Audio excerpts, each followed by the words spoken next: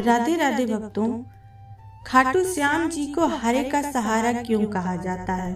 आइए हम इस कथा के माध्यम से जानते हैं। कुरुक्षेत्र का मैदान, चारों तरफ शंख की गूंज, धरती कांप रही थी। आकाश में उड़ती धूल बता रही थी कि अब इतिहास का सबसे बड़ा युद्ध शुरू होने वाला है। लेकिन उसी समय एक और युद्ध चल रहा था, एक माँ के दिल के अंदर का। वह अपने बेटे को देख रही थी, जिसकी आंखों में अग्नि थी, हाथों में धनुष था और हृदय में एक ऐसा वचन जो आगे चलकर उसे हारे का सहारा बना देगा। उस वीर का नाम था बर्बरीक। माँ ने बेटे के माथे पर हाथ रखा और पूछा, बेटा तुम युद्ध में जा रहे हो, लेकिन एक बात बताओ, तुम किसका साथ दोगे? बर्बरीक ने बिना एक पल गंवाए कहा, माँ जो हारेगा मैं उसका साथ दूंगा। माँ कुछ क्षण के लिए शांत रही, फिर उनकी आंखें भर आई। उन्हें शायद आभास हो गया था कि उनका बेटा सिर्फ युद्ध लड़ने नहीं जा रहा, वह इतिहास बनाने जा रहा है। यह वही बर्बरीक थे जो महाबली भीम के पौत्र और घटोत्कच के पुत्र थे। लेकिन उनकी पहचान सिर्फ इतनी नहीं थी, उनके सबसे बड़ी पहचान थी दयालु हृदय। बचपन से ही बर्बरीक को किसी का दुख देखा नहीं जाता था। अगर कोई कमजोर होता तो वह उसके लिए हमेशा खड़े हो जाते, अगर कोई रोता तो उसके आंसू पोंछते। एक दिन उनकी माँ ने कहा, बेटा दुनिया में सबसे बड़ा योद्धा वही नहीं होता जो दूसरों को हरा दे, सबसे बड़ा योद्धा वह होता है जो किसी टूटे हुए इंसान को संभाल ले। यही बात बर्बरीक के हृदय में उतर गई। धीरे धीरे वह बड़े हुए। उन्होंने भगवान शिव की कठोर तपस्या की, सालों तक जंगलों में ध्यान लगाया। उनकी भक्ति से प्रसन्न होकर भगवान शिव प्रकट हुए। उन्होंने कहा, वर मांगो पुत्र। बर्बरीक बोले, प्रभु मुझे ऐसी शक्ति दीजिए जिससे मैं हमेशा धर्म और कमजोरों की रक्षा कर सकूं। भगवान शिव मुस्कुराए। उन्होंने बर्बरीक को 3 दिव्य बाण दिए और बोले, ये 3 बाण पूरे संसार को समाप्त करने की शक्ति रखते हैं, लेकिन इनका उपयोग सिर्फ धर्म के लिए करना। अग्निदेव ने उन्हें दिव्य धनुष दिया।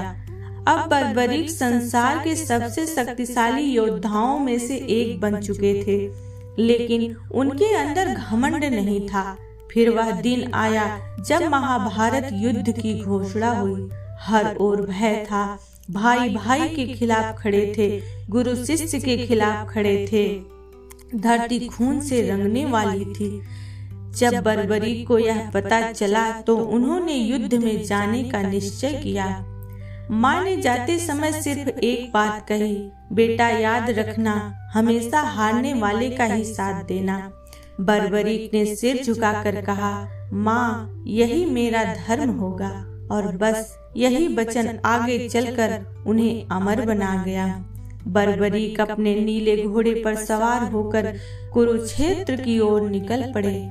उनके पास सिर्फ 3 बाण थे, लेकिन उनका आत्मविश्वास ऐसा था कि पूरी सेना कांप जाए।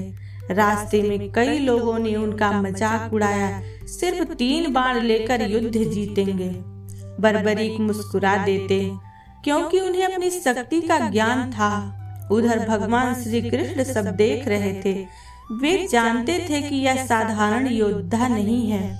अगर बर्बरीक युद्ध में उतर गए तो युद्ध का संतुलन बिगड़ जाएगा, क्योंकि वह हमेशा हारने वाले का ही साथ देंगे और जो पक्ष कमजोर होगा वह तुरंत शक्तिशाली बन जाएगा।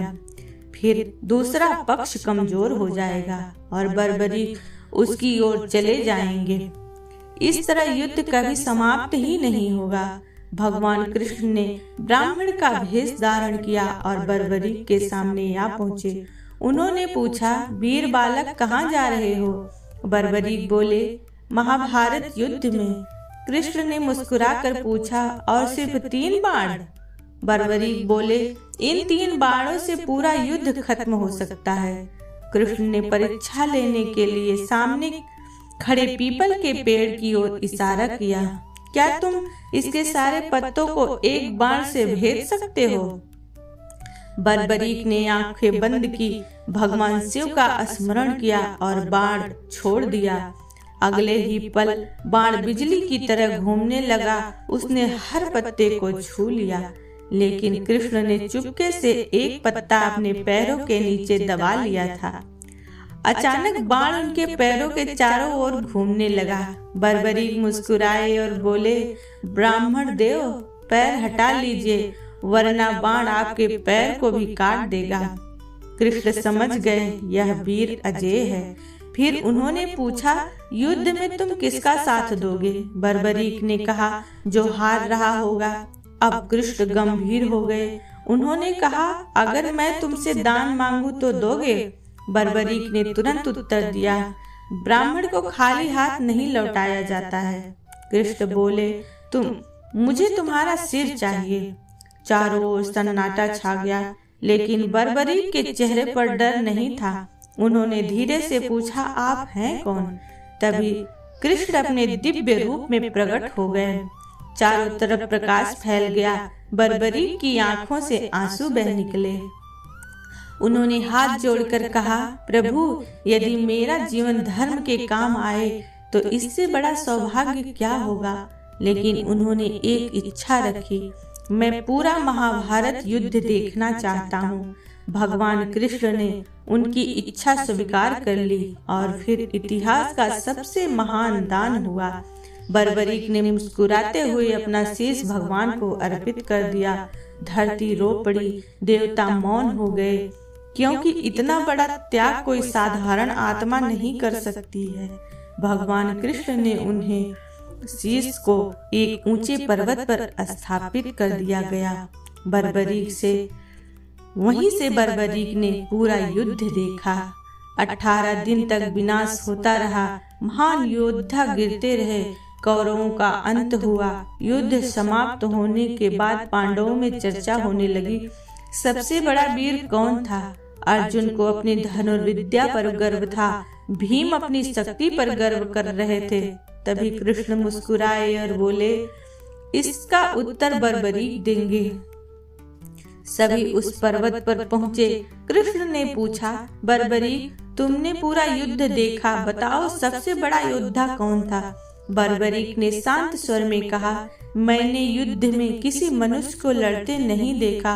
जहाँ भी देखा वहाँ सिर्फ श्री कृष्ण थे। उनका सुदर्शन चक्र था, बाकी सब तो सिर्फ माध्यम थे। यह सुनकर सबकी आंखें झुक गई। तब भगवान कृष्ण ने कहा, बर्बरीक, आज से तुम मेरे श्याम नाम से पूजे जाओगे। कलयुग में जो भी हार कर तुम्हारे पास आएगा, तुम उसका सहारा बनोगे और तभी से संसार उन्हें खाटू श्याम बाबा के नाम से जानता है। राजस्थान के खाटू धाम में आज भी लाखों लोग जाते हैं, कोई नौकरी की उम्मीद लेकर, कोई बीमारी से टूटकर, कोई रिश्तों के दर्द से, कोई गरीबी से परेशान होकर, और कहते हैं जो सच्चे मन से जाता है वह खाली हाथ नहीं लौटता। एक बार एक व्यापारी पूरी तरह बर्बाद हो गया। उस पर इतना कर्जा था कि लोग उसे ताने मारने लगे। दोस्त छोड़ गए, रिश्तेदार दूर हो गए। एक रात वह रोते रोते बोला, श्याम, अगर आप सच में हारे का सहारा हो तो मेरी मदद करो। कुछ दिनों बाद अचानक उसका पूरा व्यापार फिर से चल पड़ा। उसे नए लोग मिले, नई शुरुआत मिली। वह हर जगह यही कहता फिरता, जब सबने साथ छोड़ा तब श्याम ने पकड़ा। यही वजह कि लोग बाबा को सिर्फ भगवान नहीं मानते, उन्हें अपना दोस्त मानते हैं, अपना सहारा मानते हैं, क्योंकि श्याम उस दर्द को समझते हैं जो हारने वाले के दिल में होता है। उन्होंने खुद अपना सब कुछ त्याग दिया था, इसीलिए जब कोई टूटा हुआ इंसान उनके दरबार में आता है तो बाबा उनकी चुप्पी भी सुन लेते हैं। कहते हैं अगर सच्चे दिल से श्याम का नाम लिया जाए तो अंधेरी जिंदगी में उम्मीद का दीपक जल उठता है। और शायद यही वजह है कि आज भी लाखों लोग आंसू भरी आंखों से कहते हैं, हारे का सहारा बाबा श्याम हमारा।